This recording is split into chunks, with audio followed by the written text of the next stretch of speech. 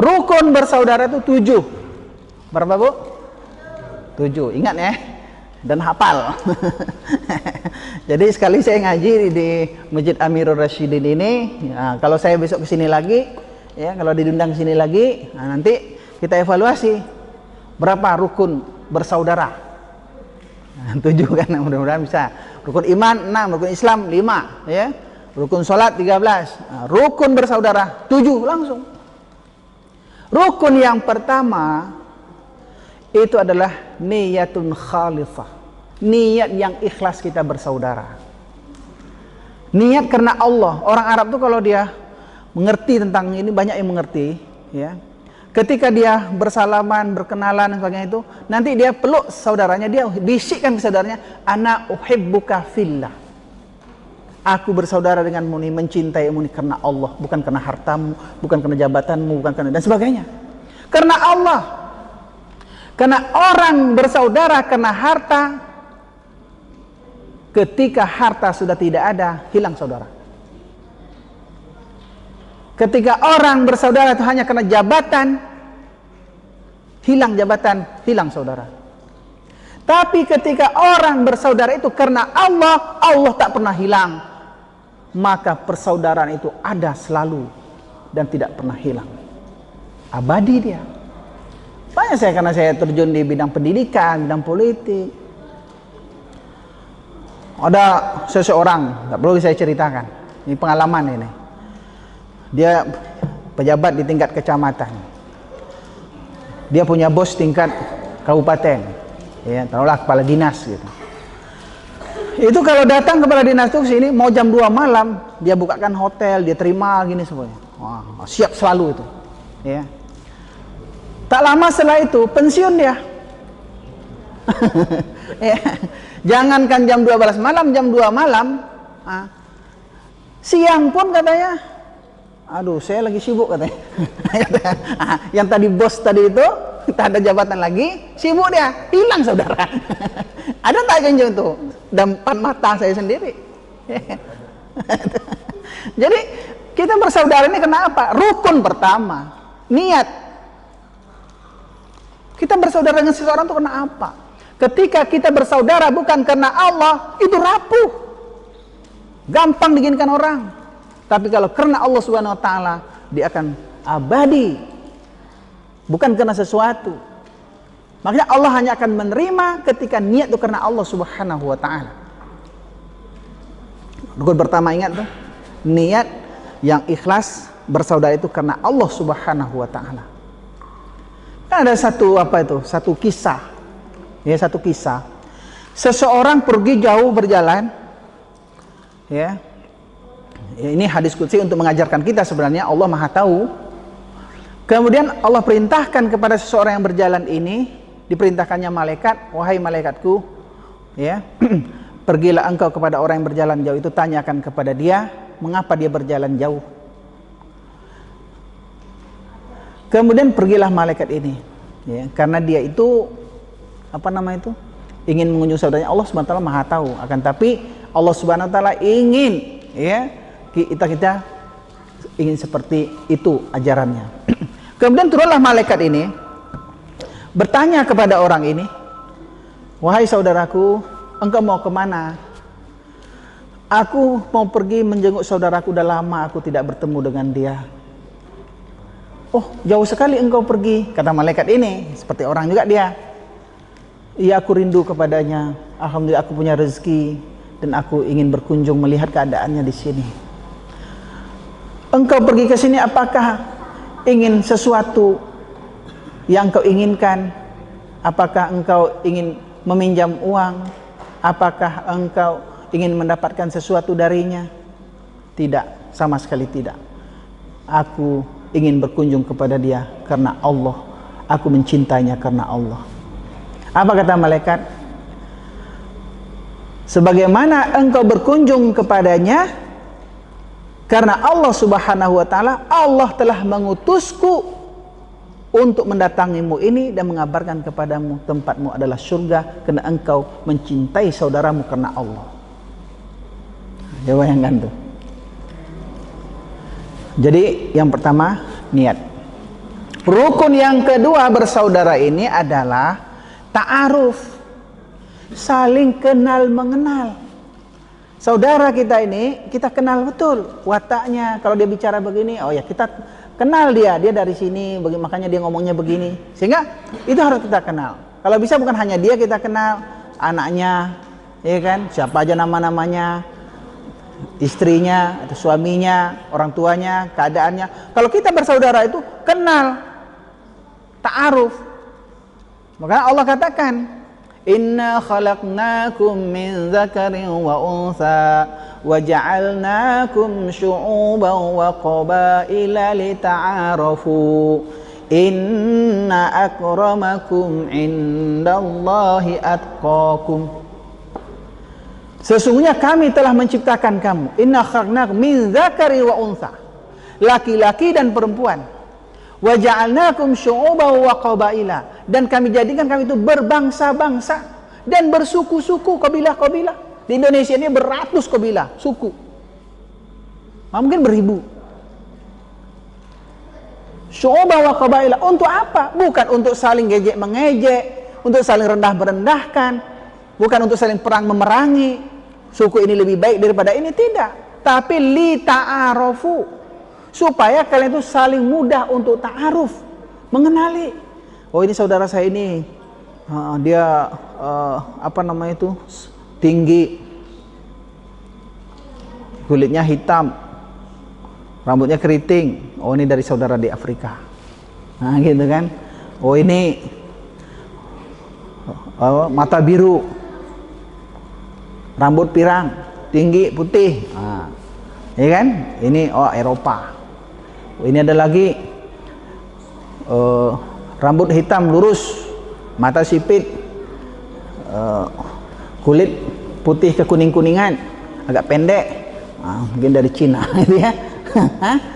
Ada lagi sawo matang, ya, mata agak sipit juga, hidung pesek, kan dari Melayu, kan gitu kan. Jadi kan ada tuh, mudah dikenal. Tapi tidak ada ini lebih hebat dari ini, tidak ada. Kenapa ujung ayat inna akramakum indallahi atqakum? Sesungguhnya yang paling mulia di sisi Allah adalah yang paling bertakwa kepada Allah. Bukan suku mana. Makanya Bilal yang dia itu Habasyi, ya, dari Habasyah, Ethiopia gitu, yang hitam kulitnya, keriting rambutnya, itu lebih mulia daripada Abu Jahal yang semampai, yang putih, ya, daripada Suhail, Bilal, walaupun kulitnya hitam, tapi dia bertakwa, ini yang lebih mulia. Aduh, jadi rukun yang kedua itu ta'aruf, saling kenal mengenal. Makanya saya sangat sering ingin kalau kita ini kumpul, kenal gitu, ya. Forum-forum tempat kita kenalan di mana, ya, banyak kita berkenal, maka banyak saudara kita. Banyak saudara kita, banyak rezeki kita insya Allah. Itu yang kedua.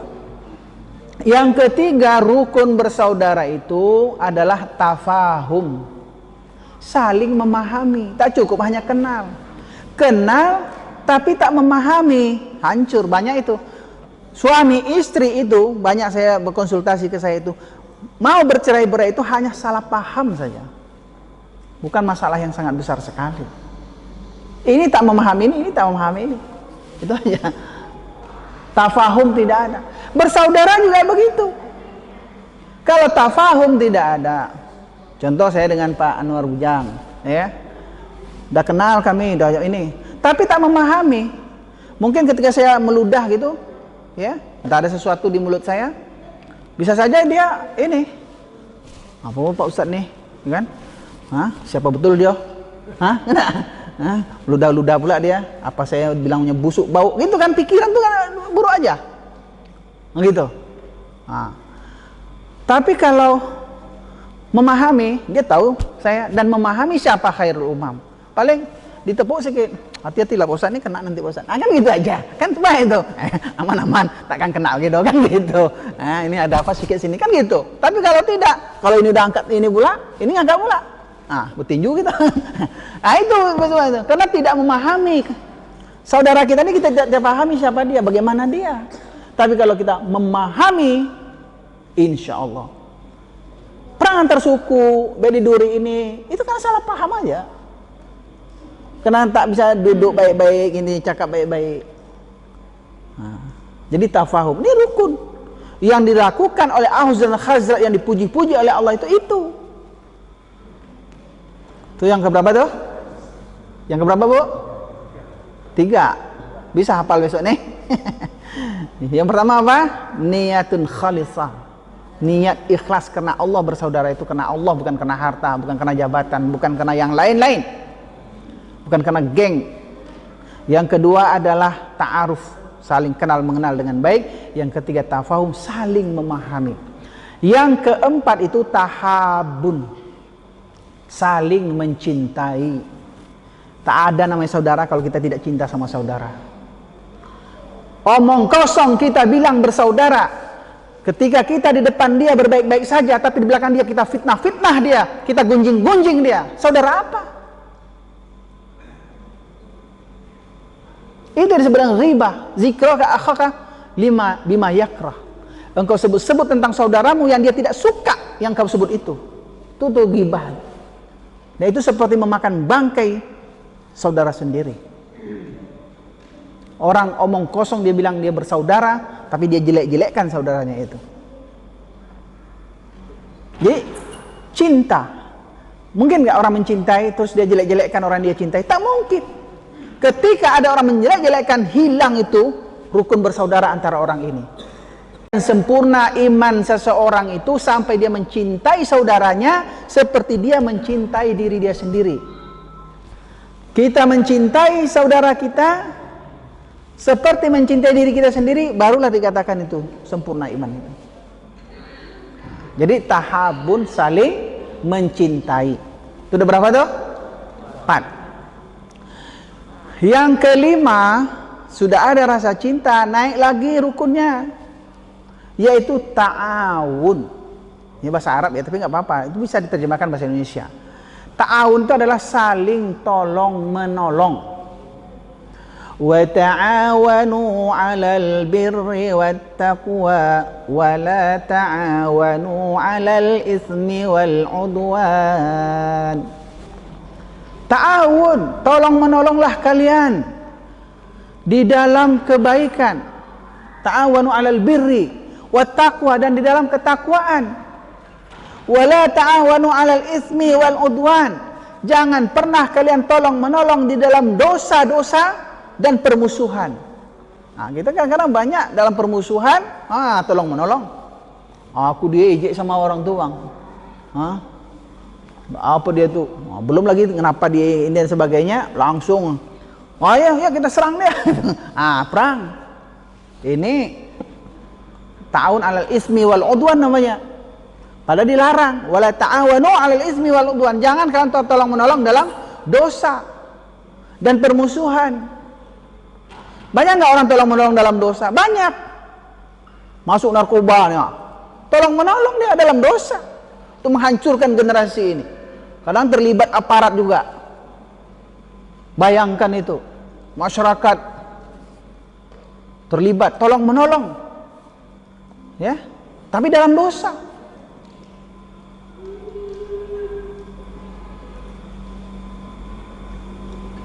Sekian kilo, sekian ini masuk dari luar negeri, anak-anak kita ini jadi korbannya. Itu gara-gara ta'awun al-ismi wal 'udwan, tolong menolong dalam dosa. Kadang suami istri tolong menolong dalam dosa. Suaminya pencuri, dia yang sediakan linggis-linggisnya. Suaminya korupsi, dia yang tukang bikin kwitansi bodong. Tolong menolong dalam dosa. Tapi diperintahkan Allah, ta'awanu 'alal birri wat taqwa wa la ta'awanu 'alal. Kalau kita bersaudara benar karena Allah, pasti kita tolong menolong. Ada orang tuh sakit, saudara kita begini, tak ada dia bisa ini, ayo kita tolong, kita carikan ambulannya, kita yuk iuran kita, kasihan. Ini bersaudara. Nanti akan muncul cinta mencintai itu, akan muncul tolong menolong itu. Bukan hanya sekedar menolong, tapi tolong menolong. Saudara kita ini susah sekarang, ayo kita sama-sama selesaikan masalah dia. Oh, indah kehidupan itu. Nah, yang berapa itu? 5. Yang keenam itu disebut dengan takaful. Lebih daripada ta'awun ini. Kalau ta'awun itu tolong menolong. Tapi takaful lebih daripada ta'awun. Artinya menjamin. Ya. Aku jamin dia.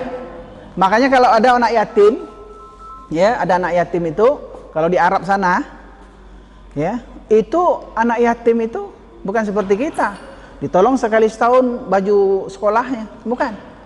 Kalau ada orang meninggal muda, meninggalkan anak-anak, itu tetangga-tangganya berebut datang duluan.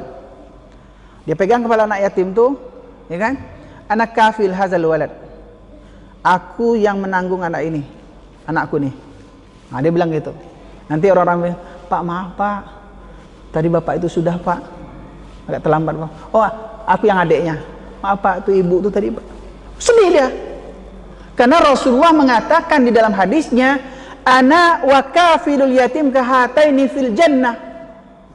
Aku dengan orang yang mengkafil anak yatim, menjamin kehidupan anak yatim, nanti di surga seperti dua jari ini dekatnya, antara jari tengah dengan jari telunjuk mungkin. Tetangga Rasulullah di surga. Kalau kita kan tidak, tak ada yang menjamin anak yatimnya. Maka anak yatim itu tidak masuk ke asnaf zakat, karena sudah ada yang menjamin dia. Tapi kalau anak yatim tak ada menjaminnya, dia masuk ke miskin, menghajat dia, butuh. Mengapa anak yatim tidak masuk ke asnaf zakat? Karena biasa dalam konsep Islam anak yatim itu dijamin oleh seseorang, kafil. Maka saya dulu di Balai Raja itu bilang kafalah yatim. Ya. Ini sekarang di rumah yatim lagi. Karena setiap orang datang tuh kapalah kan. Jadi bingung juga. Ya, mending udahlah rumah yatim aja gitu. Kafil. Ya. Itu amalan yang sudah tahu alamat kita nanti di surga itu, inilah dia. Tak ada kita yang tahu nih di surga nanti insya Allah kita masuk surga semua, amin. Tapi ada nggak kita nih yang udah tahu alamatnya di surga nanti? RT berapa, RW berapa? Tak ada. Tapi ada satu amalan yang sudah tahu alamatnya dari sekarang. Apa itu amalannya? Kafilul yatim. Jadi di mana alamatnya itu? Cari aja nanti Rasulullah di mana, dekat sekitar situlah tuh. Karena Rasulullah mengatakan ana wa kafilul yatim kahataini fil jannah. Aku dengan orang yang menjamin anak yatim nanti di surga seperti dua jari ini dekatnya. Menjamin itu artinya apa? Anak yatim ini tak ada yatim lagi dia, ada bapaknya, pengganti. Hilang sepatunya, beli sepatu baru lagi. Tapi kalau maunya sekali 6 bulan kita belikan, sekali setahun kita belikan. Tiba-tiba dicuri orang sepatu dia, atau robek sepatunya, ada menganga begini. Ah, tunggu lah ya, belum puasa belum datang lagi. Ah gitu. Itu tidak begitu terhadap anak yatim. Anak yatim itu dikafil. Nah, saudara kita ini kita jamin dia. Nah, itu yang ke-6. Yang terakhir, ini yang paling berat karena jenderalnya, puncak daripada ukhuwah itu adalah yang disebut isar. Apa tuh isar itu? Isar itu artinya adalah mendahulukan kepentingan saudara daripada kepentingan diri sendiri. Itu diabadikan di dalam Al-Quran. Wa yu'thiruna ala anfusihim walau kana bihim khasasah. Mereka dahulukan saudara mereka daripada diri mereka sendiri walaupun mereka juga berada dalam kesulitan. Itu namanya isar. Ini terjadi ketika perang Tabuk. Perang Tabuk itu perang terakhir melawan Romawi yang Rasulullah SAW mengumpulkan sahabat-sahabat untuk membawa mengajak berinfak untuk membiayai perang ini. Perang ini di musim panas, lawannya itu negara superpower Romawi. Kalau sekarang ini seperti melawan Amerika. Ketika itulah Rasulullah alhamdulillah sahabat-sahabat menang dalam peperangan. Tapi karena yang dilawan ini Romawi, banyak sahabat-sahabat ini yang terluka, yang jadi korban. Orang-orang ini oleh Rasulullah dikumpulkan, dikelilingkan begini. Permasalahannya musim panas air habis. Ini tak punya air lagi, ini tak punya air lagi, tak ada punya air. Gini-gini leswat, haus, atsyan, atash, hampir sadar dan tidak itu air kehabisan semua, tak ada sumber air di situ. Itu perang Tabuk. Kemudian ada seorang sahabat, dia cari-cari air, ketemulah ternyata terselip di tas dia ada setengah botol inilah air lagi. Ada dia. Dia haus tapi dia tidak minum, dia serahkan kepada Rasulullah sallallahu alaihi wasallam. Ya Rasulullah, ternyata ada kasihan saudara-saudara kita ini. Ya Rasulullah. Dia haus nih, diserahkannya. Rasulullah pun haus, Rasulullah tak minum. Dilihatnya orang yang tua dari tadi begini-begini itu. Mak gitu. Antara sadar dan tidak, Rasulullah serahkan kepada dia. Melihat air begitu, senang sekali hatinya. Dia mau minum begitu. Terbuka mata dia. Nampak pula saudaranya begini-begini. Tak jadi dia minum air ini. Dia serahkan kepada saudaranya. Engkau lah minum. Akhirnya saudaranya lihat juga ke saudaranya. Itu air tak jadi ada yang meminum. Diserahkan, berputarlah air itu dari tangan ke tangan, dari tangan ke tangan. Sampai kepada orang yang pertama tadi. Orang pertama ini sudah meninggal dunia.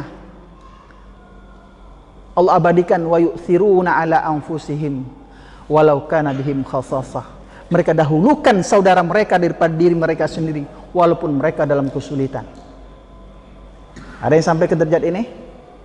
Yang saya temui itu, saya ngadain acara. Berapa yang hadir nih semua? Hitung semua, pas 100. Ya 100. Kita lebihkan aja lah makan nih, 120. Beli 120. Ketika dibagi-bagi gini, habislah makan nih. Ternyata masih banyak belum dapat lagi. Ambo alun le. Ibu alun. Itu belum. Kemana perginya? Ternyata dia masukkan ke dalam tasnya. Orang tak dapat. 2, 3 sendiri. Astagfirullahaladzim. Gini kita. Bersaudara nih. Seharusnya ada orang belum dapat lagi. Tak apalah, kita ada makan di rumah. Kasih bawa ibu tuh. Kan itu seharusnya. Hah? Wa yu'thiruna ala anfusihim walau kana bihim khasasa. Inilah mungkin yang perlu kita kaji-kaji kembali, ya. Dan saya sangat berkeinginan ini terjadi di kita, kakak beradik kita, tetangga-tetangga kita bersaudara di kabupaten kita ini. Jangan dimuncul-munculkan permusuhan-permusuhan, jelek-menjelekkan. Yang ikut pula kita ke gelombang-gelombang yang seperti itu. Mari kita berusaha untuk saling mencintai sehingga bersaudara ini betul-betul ada di dalam hati kita. Itulah mungkin yang bisa saya sampaikan pada kesempatan ini, mudah-mudahan bermanfaat. Lain waktu lagi mudah-mudahan diundang lagi ke sini, ya. Kalau tak diundang ya Anda datang. Tapi insya Allah, ya kan.